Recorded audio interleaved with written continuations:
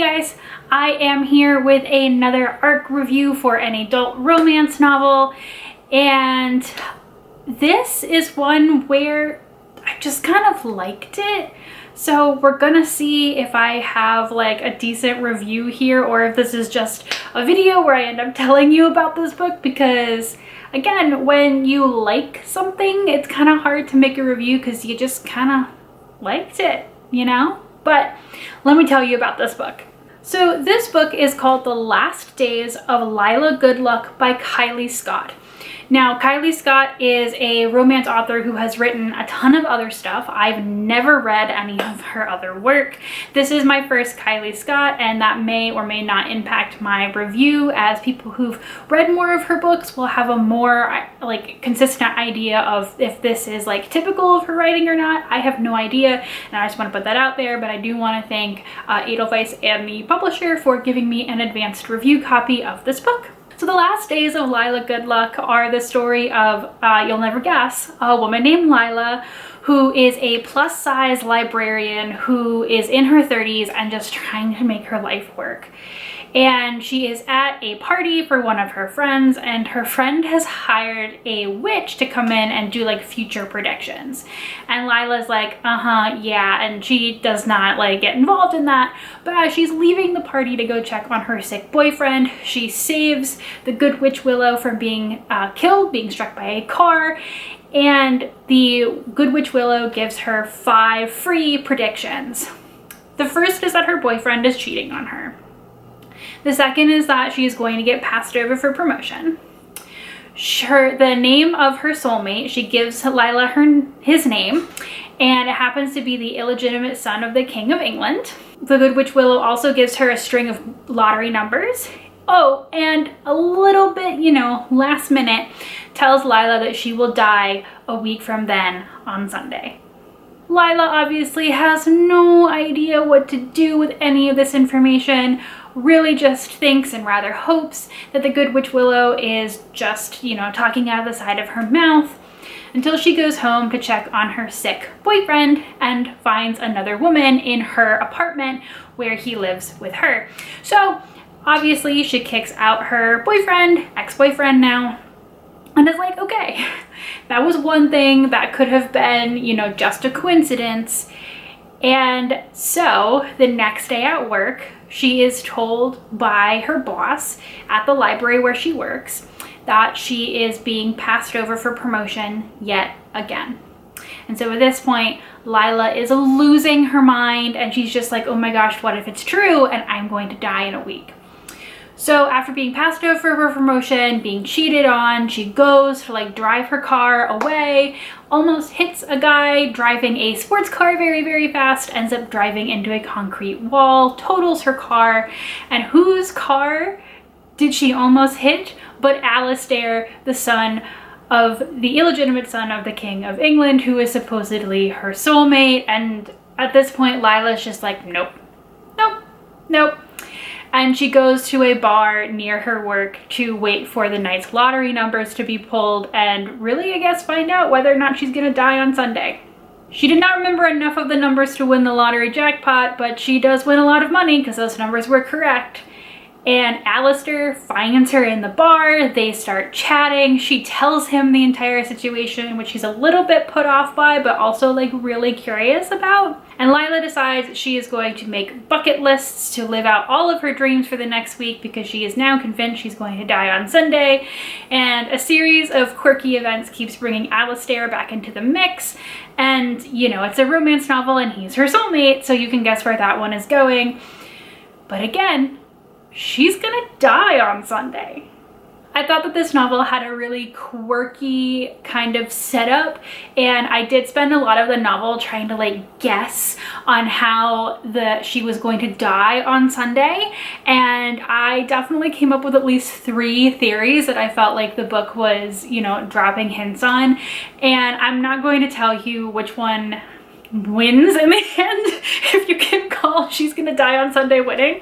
But I did think that that was really interesting, that the book kind of like knew you were like trying to figure out how this could be a romance novel with this prediction and trying to like figure it out, and is this gonna happen or is this gonna happen, and really just kind of like try to keep up that suspense, even though this is a romance novel and it is supposed to have a happy ending.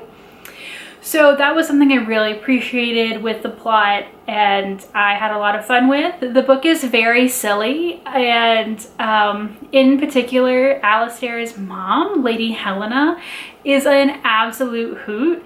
And between her and the fact that at this point Lilah's like, I'm just gonna say yes to mostly everything, definitely some really hilarious and super silly situations come up. And then there's also the emotional part where Alistair has been, you know, just under media glare his entire life. He's not recognized by his father. He doesn't really know, you know, this guy at all.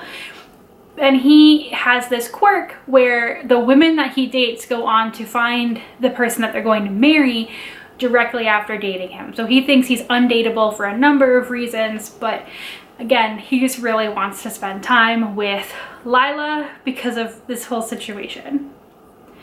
This is not a dual POV novel. You only ever get Lilah's point of view, and I think that's probably where the book kind of just became fine for me. I think the problem was that I really couldn't understand why Alistair kept coming back. I couldn't tell if it was because of the soulmate thing, which Lilah does tell him but never really engages with, because he like clearly doesn't believe it in the beginning. He clearly feels a little bit worried and like sorry for Lilah, but they've never met before, so there's like no reason.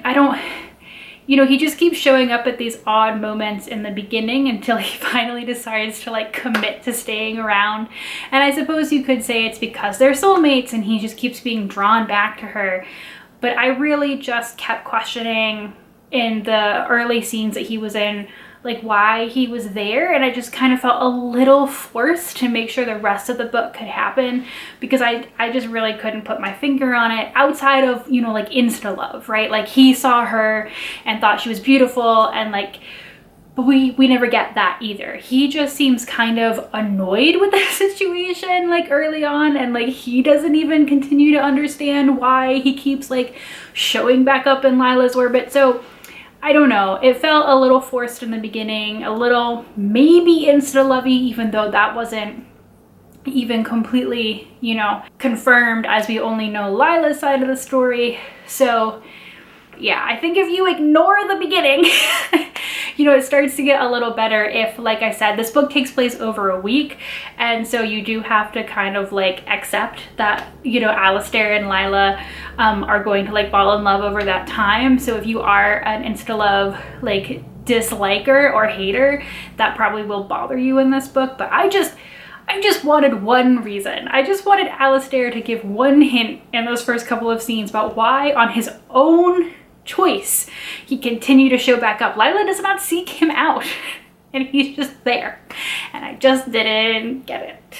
So again, I just liked this book, right? I thought it was fun. I thought it was silly. I thought it was cute. It is not something where I think I would go out of my way to recommend it to people, but if I thought that, you know, maybe someone just needed a cute little fun book to read, I certainly would, you know, not recommend it to people, right? So I think this is one of those books where I'm not telling you to like barge into your library or local bookstore on the day it comes out, which is not today, it's very soon, it's tomorrow if I get this review up on time. But at the same time, like if you just need a quick, like I read this book in one sitting in a couple of hours, like I certainly don't feel like I wasted my time. But again, it's a little hard to make a full review on something that was just, it was just cute. Which again, I don't think is a bad review, right? Because I'm not sitting here going, this was all terrible. But at the same time, it didn't necessarily blow me away either. I did look up some reviews on the Goodreads and Storygraph from people who had read some of Kylie Scott's other stuff, just to see if there was some consensus on if this is, you know, better or in line. And I honestly found really mixed reviews there as well. There were some people who were like, yeah, this is solid. Kylie Scott is always solid. Or some people who were like, you know, this isn't her best. So I couldn't really find like a verdict there either. So basically, at the end of the day, the only choice you have is if this is interesting to you at all, to read it yourself when it comes out in the next couple of days. Honestly, for myself, I'm just really proud that I have this review at all. I have been going through a little period of time where it's been kind of hard for me to read. I haven't been super interested with the start of the semester and everything being really stressful. So in that sense, this was the right book for the right time. I got this review out on time, and I will hopefully see you on time for the next one. Thanks, guys. Bye.